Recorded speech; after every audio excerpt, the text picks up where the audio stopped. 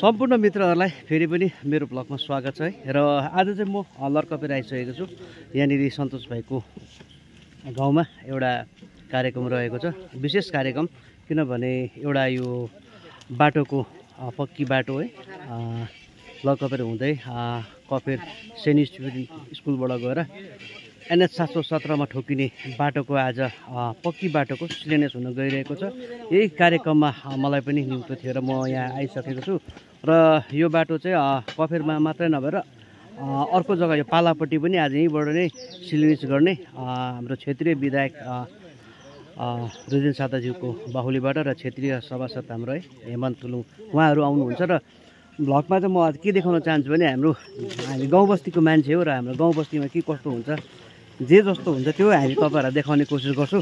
र आज चाहिँ यहाँनिर हाम्रो चाहिँ अब कार्यक्रमहरूमा त्यस्तै हुन्छ, कुनै शिलान्यास कार्यक्रम ओपनिङ कार्यक्रममा एउटा भोज नै लगाउँछ केटा। यहाँनिर हाम्रो यहाँ गाउँका भाइहरू हुनुहुन्छ, उहाँहरू आफै खट्नुहुन्छ हो। यहाँनिर विशेष गरेर हाम्रो यहाँ प्रकाश जोजो हुनुहुन्छ, सिनियर हाम्रो जोजो। तपाईँलाई मेरो भ्लगमा स्वागत छ जोजो। स्वागत, एकदम स्वागत भाइलाई पनि। र जोजो अब है आज तपाईँलाई जस्तै अब यहाँ लरकफेरदेखि हाम्रो कफेर सेन्ट स्टिफेन भएर माथि NH 717सम्म छोडिने आज पक्की बाटो जुन चाहिँ विभागीयबाट आज जुन चाहिँ औपचारिक रूपमा आज शिलान्यास हुँदैछ, तपाईँहरू कतिको एक्साइटेड र कतिको खुसी हुनुहुन्छ दाजु? अब यो चाहिँ हाम्रो लागि चाहिँ एकदम ऐतिहासिक दिन हो।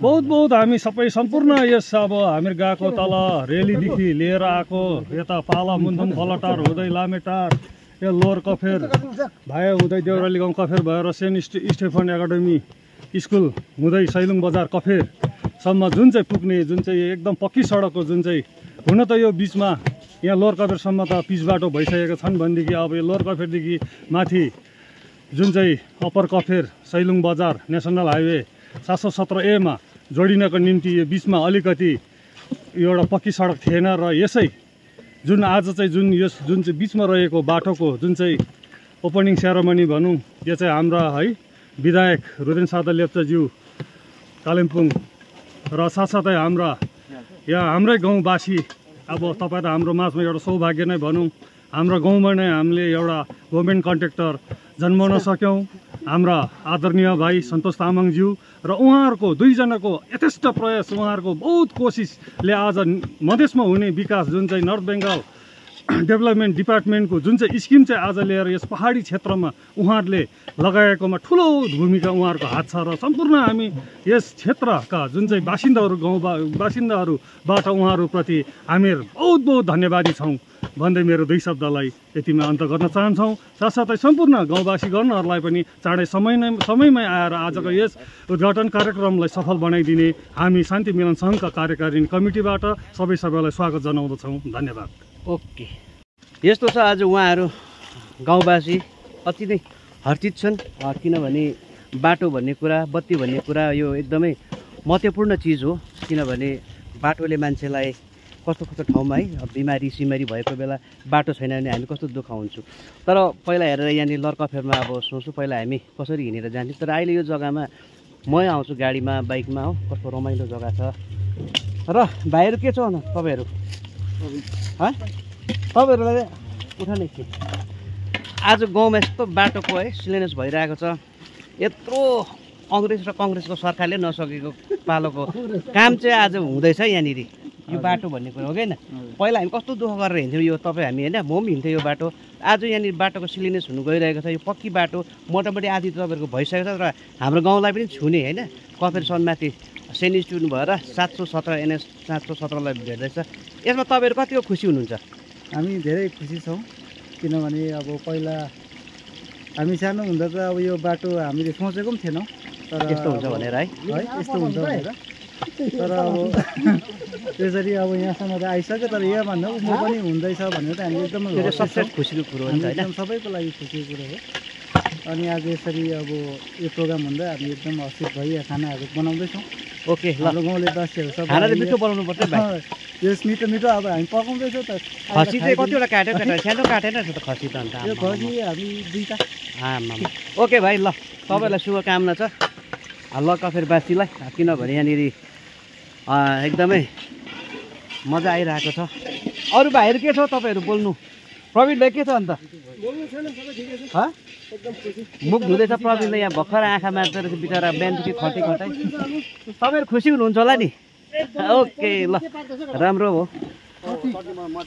यहाँ हाम्रो सरदार महोदयले यहाँ उहाँकै आफ्नै हातबाट चाहिँ खसीको मासु पकाउँदैछ। सन्तोष भाइ के छ नि?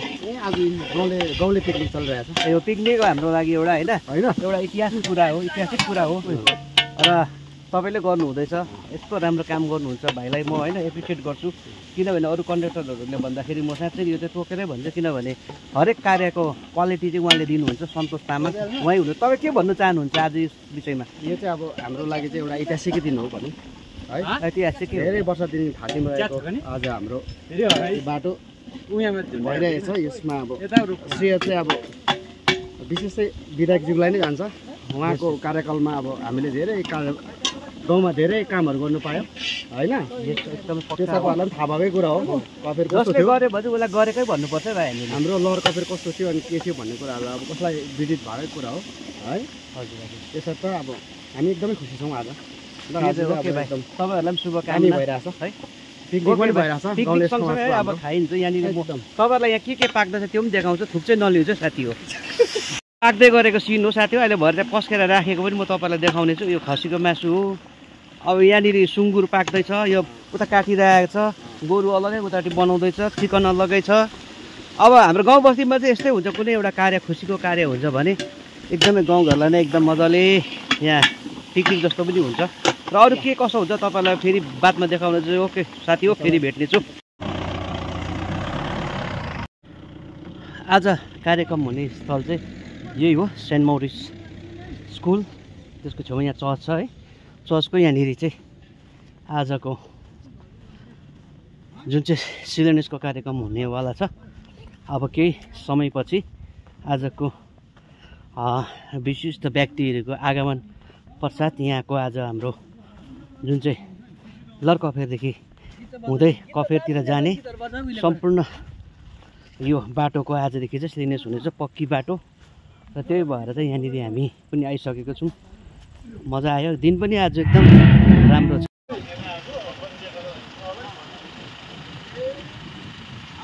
दर्शकबिन मेरो भ्लगमा तपाईँलाई स्वागत छ।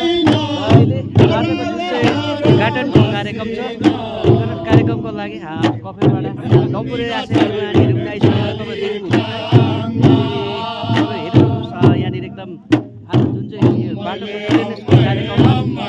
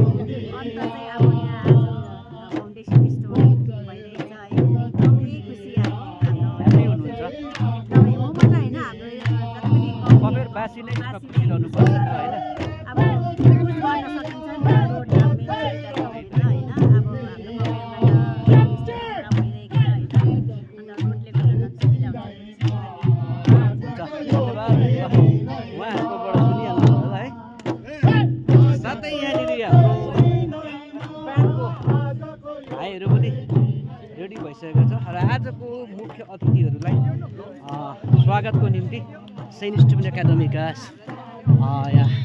ब्यान्ड अघिबाट यहाँ तैनात छ। उहाँहरू एकदम रेडी छ। अब केही क्षणमा उहाँहरूले आफ्नो धुन बजाएर कुन चाहिँ धुन बजाउँछ सम्झना बिर्सना। सुन्नुहोस् है गाइस, सम्झना बिर्सना भन्ने धुनमा चाहिँ आज हाम्रो मुख्य अतिथिहरूलाई लिएर जहाँनिर कार्यक्रमको जग्गा छ त्यहाँ लिएर जाँदैछ। र अझै अरू के छ तपाईँहरूलाई म देखाउने छु।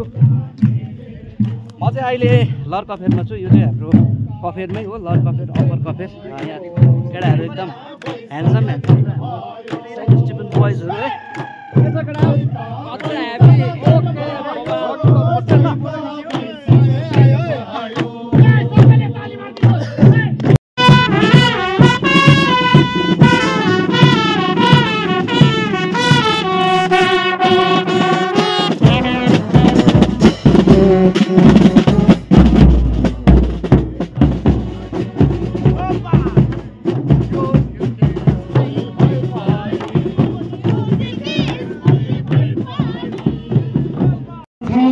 साथसाथै हाम्रा एमएलएसका आदरणीय